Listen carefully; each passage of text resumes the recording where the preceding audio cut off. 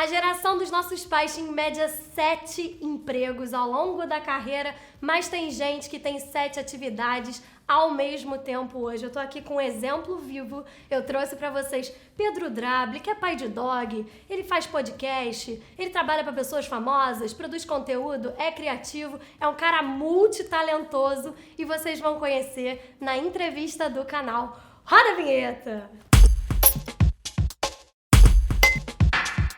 Então, eu chamei de multitalentoso, já senti uma pressão aqui, uma energia. Esse negócio do multitalentoso é no olho de quem vê, né? Então, eu acho. As Pedros dos caras mais talentosos que eu conheço. Okay. Você começa com o Pedro meio-dia no almoço e você sai às 3 da tarde falando, Pedro, foi ótima essa conversa, segura que a gente vai falar mais disso depois. Então, trouxe Pedro aqui pra gente conversar. Mas, de fato, eu faço muitas coisas.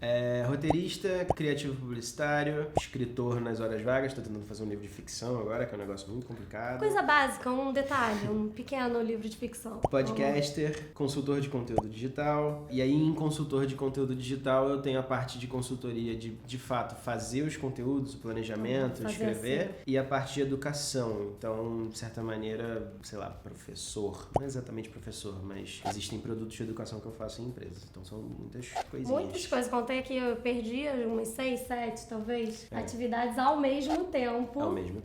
E como você acha que isso reflete no futuro? Você acha que o profissional agora, ele precisa ter essas multitarefas?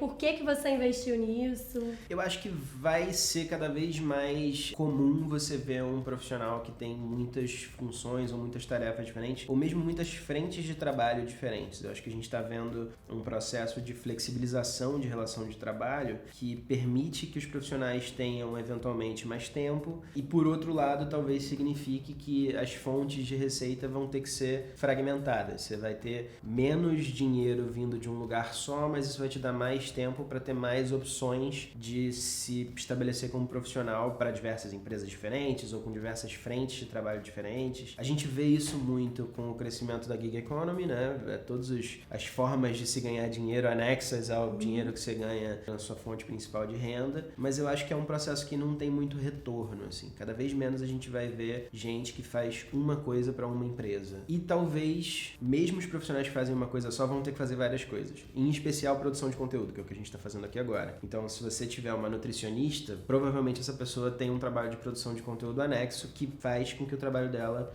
de nutrição se desenvolva. Eu sei disso que a minha nutricionista faz isso. E eu acho que isso é uma ótima pergunta pra galera que tá assistindo a gente também. Coloca aqui embaixo se vocês produzem conteúdo pra vocês, o que vocês gostariam de saber mais, porque hoje a gente tem uma comunidade enorme de produtores de conteúdo, e se isso é uma peça-chave pro futuro do trabalho, eu acho que é um assunto que é super quente. Eu queria que você dissesse pras pessoas quem quer começar agora, assim. Quem quer... agora eu tô muito motivado, eu quero sair um pouco da minha caixa, eu quero me preparar para esse futuro e ser um produtor de conteúdo. O que precisa fazer? Quais seriam, assim, as 3 coisas mais importantes para começar?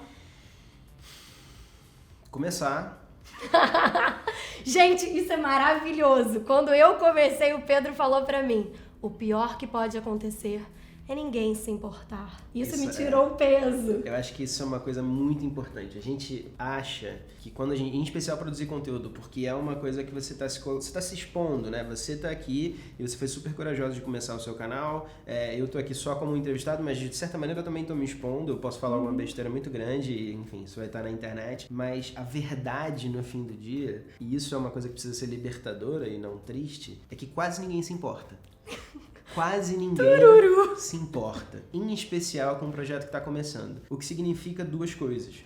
Significa que você pode errar com mais tranquilidade e significa que você pode mudar as coisas sem se prender ao que você estava fazendo. Então, por exemplo, eu comecei um projeto porque eu tenho na minha cabeça louca a vontade de ser quadrinista. E aí eu comecei a desenhar os quadrinhos e eu desenho muito mal. Se você for lá no meu Instagram hoje, é o que acontece. Você vai ver uns quadrinhos que eu fiz e tá tudo bem, assim. Mesmo que seja meio ruim, mesmo que seja questionável a qualidade do negócio, ninguém vai se importar de verdade. Ninguém vai pegar aqueles quadrinhos, imprimir e falar, nossa, olha como você é um... Pode falar palavrão no seu...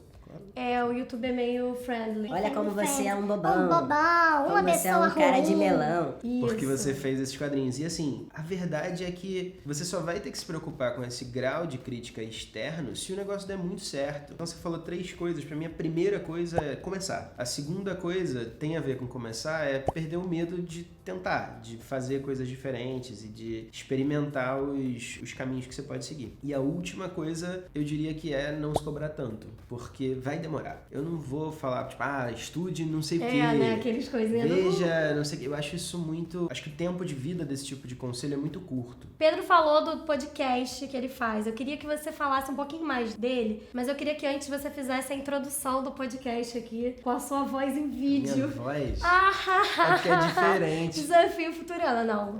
Você tem... Ele tem uma vozinha que diferente. sai assim de um canto, Deixa que eu eu- acho que baixa um negócio. Eu preciso de um que ele assunto, faz. então. Deixa eu ver. Você tem um emprego que depende de produção de conteúdo e você não faz ideia de por onde começar? Bom, o Caixa de Nada de hoje é sobre isso. Na verdade, ele tá aqui no cenário do Futurama e a gente vai falar sobre produção de conteúdo. Parece um personagem de desenho animado. Super. Ele tá sempre muito feliz e ele fala assim. Por isso E que aí, ele me quando as acompanha coisas- enquanto eu me arrumo, porque ele tá contando uma história pra mim e eu tô Mas lá. as histórias são legais. Então, falando sobre o Caixa, ele é um projeto que começou porque um dos meus clientes falou, tô pensando em produzir podcast. E eu falei, tá, deixa eu pesquisar um pouquinho como é que tá o mercado, como é que tá o cenário. De um ponto de vista geral, eu já via muita oportunidade no cenário de podcast, eu acho que só tá Tá crescendo, tá bombando. o meu Estamos na era meu da tá voz. pequenininho ainda, mas vai chegar lá.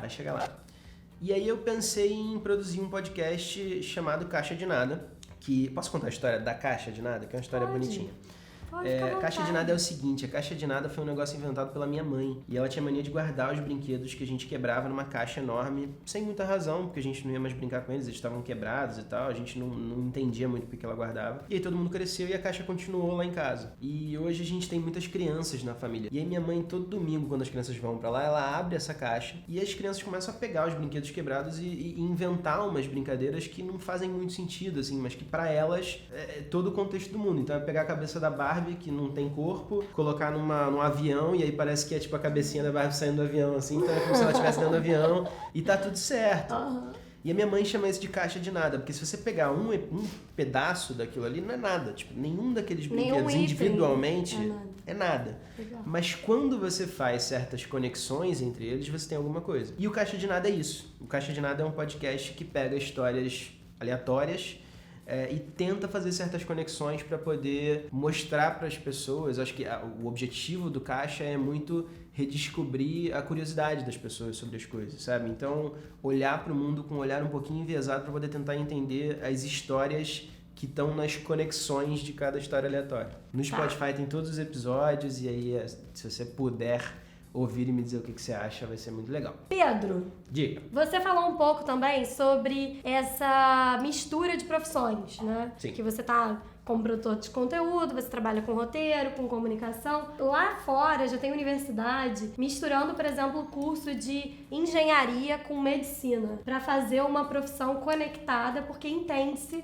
que com a tecnologia o futuro da medicina pode ser mais uma leitura técnica de equipamentos do que necessariamente esse cuidado de saúde, de você saber minimamente pressão, sangue, coagulação, órgãos, porque isso já poderia vir na parte tecnológica. Qual outras profissões você acha que poderiam gerar conexões e virar uma carreira junta, assim, em pouco tempo? Eu acho que é o exército americano que tem um termo para isso, que é VUCA, que é volátil, instável, né, unstable, complexo e ambíguo. Então a gente tem um período para o futuro que cada vez mais as coisas vão se misturar e vão ser confusas e vão surgir coisas novas. Então você está falando, por exemplo, de engenharia e medicina, que faz todo sentido. Mas a gente poderia falar de filosofia e computação, porque a gente tem, por exemplo, uma discussão acontecendo, eu acho que eu estou falando, por exemplo, 300 vezes. Se puder contar quantas vezes eu falei, por exemplo. Por exemplo. A gente tem uma discussão acontecendo que é sobre carros autônomos e como eles decidem em momentos de crise o que fazer. Que é, você tem um carro autônomo, ele está indo em direção a um ônibus escolar e ele vai bater porque o ônibus escolar está desgovernado o que ele pode fazer é jogar esse carro autônomo para fora de um penhasco e com isso matar quem está dentro do carro autônomo. Isso o ônibus escolar essa tem decisão. 30 crianças e o carro autônomo tem 2 pessoas que, por outro lado, compraram aquele carro. Mas isso é um desafio famoso da filosofia. Sim. Que é o desafio do bondinho, o trolley problem, para quem conhece. É uma versão do trolley problem. Esses desafios que são filosóficos agora estão se transformando em coisas muito práticas, porque alguém vai ter que programar esse carro para fazer alguma coisa nessa hora. Alguém vai ter que decidir. Alguém vai ter que decidir, alguém vai ter que desenhar esse código e alguém vai ter que fazer esse carro se comportar dessa maneira. Então, assim, e quem tá dizendo isso, sou eu que tô dizendo isso aqui no seu canal, mas quem fala muito disso é o Yuval Harari. No Sim, livro maravilhoso, leiam. Esse é um exemplo, muito possivelmente, que eu tô tirando aqui da memória de um livro dele. Então, todas as profissões, de alguma maneira, elas vão ter uma interpolação aí de conhecimentos. Se você é um profissional autônomo de qualquer natureza, você muito possivelmente também vai ser produtor de conteúdo. Eu tô falando de personal trainer, nutricionista, qualquer carreira que exija que você se conecte diretamente com o seu consumidor final, provavelmente vai te exigir que você seja um produtor de conteúdo também. Então, todo mundo vai ter que saber um pouco disso. Você falou sobre o trabalhador autônomo. Eu acho que o trabalhador autônomo, ele é muito um símbolo da nova geração de trabalhadores, porque já existem vários indícios, inclusive a gente que trabalha com comunicação, a gente sente que as coisas chegam antes na gente, né? Porque é um mercado muito rápido, muito jovem, muito volátil, então a gente já consegue sentir muito a pressão sobre ser um trabalhador autônomo ou construir o tempo, né, de uma forma diferente do que aquele da carteira de trabalho tradicional. Sim. Então eu queria que você contasse um pouco da sua experiência como trabalhador autônomo e como que você enxerga isso no médio e longo prazo. Eu acho que a gente precisa entender que esse é um processo de futuro que está se acelerando, mas na verdade o bom e velho freela já existe no mercado há um tempo. Mas o freela e o que eu vejo para o futuro do mercado são coisas um pouco diferentes, assim. Eu acho que o freelancer, né, ele já se antecipou. Algumas pessoas dentro do nosso mercado de comunicação especificamente faziam freelas um pouco como uma coisa de um teste para poder tentar conseguir uma vaga fixa. E aí teve uma galera que começou a ver que era legal você ter essa liberdade, essa autonomia, na verdade, e se desenvolveu como freela mesmo. Tipo, o que eu quero é ser freela, não é? Eu não quero mais ter uma carteira assinada e tal. Então isso no mercado de comunicação já é bem comum, existe bastante. E aí eu acho que isso vai se desenvolver tanto de um ponto de vista de flexibilização dos contratos de trabalho, como de um ponto de vista de reavaliação do que você quer para sua vida, assim. Eu acho que, para mim, o processo de me transformar em autônomo, ele teve a ver com uma oportunidade que eu recebi de fechar um contrato com um cliente relevante, então não foi uma coisa super corajosa que eu fui atrás, não foi, mas ele tem me dado a oportunidade de estudar certas coisas e de repensar como o meu tempo funciona de uma maneira muito profunda. Então hoje é difícil eu tentar entender como é que eu voltaria para uma dinâmica tradicional. Até porque eu acho que pro futuro, e aí já é mais, assim, conjectura, eu não sei se isso vai acontecer. Não, vai acontecer. Pedro falou, a gente acredita, porque senão é problema de credibilidade que ele vai ter. É porque eu acho sem pressão. É porque eu acho que o que está acontecendo no mercado agora é que você tem meio que 2 caminhos de se desenvolver profissionalmente de uma maneira bem sucedida, que eu tô falando. Tá? Você pode se desenvolver para cima ou para fora das empresas. Então, quanto mais você ascende numa empresa, mais você ganha posições em que a coisa mais importante que você vai fazer é gerir recursos e pessoas. Então você vai cuidar do dinheiro, você vai cuidar das pessoas que trabalham dentro da empresa, você vai subir e você vai se afastar do processo da produção do que se faz naquela empresa. Mas não é a única forma de crescer. Você também pode crescer para fora, que é quando você acaba indo para um lado de consultoria, de especialização. O que aconteceu comigo foi um pouco isso. Eu cresci para cima, virei diretor de criação e fiquei um tempo importante e aprendi muitas coisas sendo diretor de criação. E me surgiu a oportunidade de também tentar experimentar esse caminho de crescer para fora. E é isso que eu estou fazendo agora. Isso me dá a oportunidade de trabalhar diretamente com criação e com planejamento estratégico para a criação de uma forma mais profunda, e me dá a oportunidade de fazer uma outra gestão da minha vida, assim, que parece que é uma coisa super... parece super sexy. É maravilhoso. Ai, nossa, gente, gestão da minha vida, cara, tá? por favor, me deixa gerir a minha vida também. Mas isso é muito difícil. É um tópico, quase tópico. Difícil. Sim. Fazer essa gestão do próprio tempo, fazer essa gestão do próprio trabalho. E eu tô tirando aqui da equação o fato de você ter que correr atrás de clientes, tá? Que não é o meu caso, que eu tenho um contrato fechado com algumas pessoas. Mas ainda que seja só a gestão do dia a dia, é difícil. Você tá na estrutura de uma empresa que te demanda coisas e que tem isso estruturado, te dá uma facilidade que você só conhece quando você não tem mais ela. Isso mesmo. Então, assim, é um caminho muito interessante, é um caminho que tem me feito crescer muito, mas eu não acho que é um caminho necessariamente para todo mundo e isso não é um julgamento de valor. Você tem que entender um pouco qual é o trade-off. Eu tenho dias de sofrimento por causa disso e esses dias são compensados pelos dias que eu posso vir aqui, por exemplo, no seu canal, porque eu tenho a gestão. Porque são dias maravilhosos, Pedro, porque são momentos incríveis. Mas é uma coisa que você precisa ir avaliando e que, de repente, em momentos diferentes da vida, as coisas vão ter valores diferentes. Eu acho que quando você fala sobre esses dois caminhos, é muito legal você passar uma mensagem para quem tá começando agora. Porque um dos papéis desse canal é ajudar a galera que tá entrando no mercado a se encontrar, porque com a mudança das relações de trabalho, cara, fica todo mundo perdido. Sim. Então, eu acho muito justo que quem já tá há mais tempo, já experimentou algumas coisas, que passe um pouco dessa experiência para quem tá começando. Então, se você fosse dar um conselho para quem tá começando agora, o melhor caminho seria arriscar um processo numa empresa tradicional ou já empreender. Tem regra, não tem. Vai lá, a bomba tá no teu colo, tá na minha, então vai ficar aqui só. Eu acho maravilhoso como você fala de arriscar um processo numa empresa tradicional ou já empreender. Você percebe que tem uma... já tem uma paixão no coração pulsante. Tem uma coisa aí. Não, zero tendenciosa, uma pergunta limpa. O que eu acho é muito duro dizer, não, você tem que começar numa empresa. Pô, pode ser que a pessoa não consiga um estágio e beleza, é a vida. É muito duro dizer, não, começa empreendendo. Cara, a tarefa de empreender e de tirar um negócio do zero é bastante complicada e vai ter gente que não vai ter, às vezes, condição financeira para segurar o tempo com o negócio.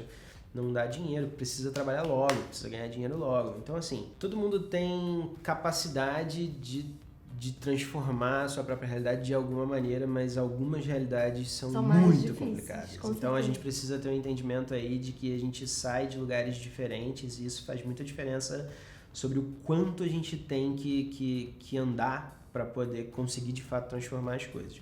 O que não nubla o fato de que, de fato, a gente tem que tentar transformar as coisas. Sim. Seja você partindo você do ponto de início que você tem que partir, porque no fim do dia, a responsabilidade sobre a tua vida é tua. E eu acho que eu queria terminar com um ganchozinho, quase um ganchozinho pro próximo, que aí o próximo vídeo vai ser uma derrota e uma vitória profissional. Então, por acaso eu dei um gancho pra você, então, porque eu falei que as coisas vão dar errado e vão dar certo, maravilhoso. E você não vai estar preparado. Vai daí. Bom, você tá falando aqui que as coisas podem dar errado, certamente elas vão dar, mas conta um pouquinho aí de alguma coisa que já tenha dado errado na sua vida, na sua carreira, e que você queira dividir aqui com a galera. Tá, muitas coisas já deram errado, muitas coisas já deram agora! certo. Muitas não, coisas a gente quer... As coisas deram certo, a gente fala num segundo momento. Aqui a gente quer ouvir as lágrimas. Então eu vou contar uma história que deu bem errado, mas foi interessante. É o seguinte, eu tava trabalhando na primeira agência um pouco maior que eu ia trabalhar. Eu era um redator publicitário, era bastante inexperiente e foi a primeira vez que eu fui acompanhar uma produção de um comercial sozinho. Vamos fazer o seguinte? Não conta ainda, gente, já era. YouTube é assim, né? Esse vídeo você confere no próximo episódio do Futurana. Okay. Pedro vai contar aqui pra gente qual foi esse dia foi tenso. Esse dilema de acompanhar o cliente numa entrevista. Então é isso. Se você gostou desse vídeo, você deixa um comentário, você curte e se inscreve no canal, porque eu tô considerando agora a inscrição tipo meu salário. Então, por favor, pague meu salário no vídeo de hoje. Pedro, pede aí, faz um biquinho pra galera, assim. Tá. Pessoal, se inscreve aqui no canal da Ana, acho que vai ser um canal com muito conteúdo interessante, em especial para quem está começando a carreira, quem está pensando numa mudança de carreira, e se inscreve também aonde você assiste, onde você ouvir podcasts no Caixa de Nada. Sim, já dá. Um podcast muito bacaninha sobre curiosidades e histórias interessantes da vida, do universo e tudo mais. Ah, muito bom. Então, um beijo e até o próximo vídeo. Tchau, tchau. É muito mais difícil. Mas é pior. É muito mais difícil. É Não, pior. eu também acho. Eu descobri isso há pouco tempo. Mas é Você descobriu no karaokê? Sério, É Didi? Não dá. Didi. Ah, gente, dig. Tá errado. Tá errado, gente, tá errado. Então, deixa eu contar um negócio pra vocês aí, da internet. Tá errado. Não é dig, é didi. Dig. Que nesse canal aqui a gente aprende coisas. E a né? gente faz errado mesmo assim. Ou isso. Porque o consumidor é que manda.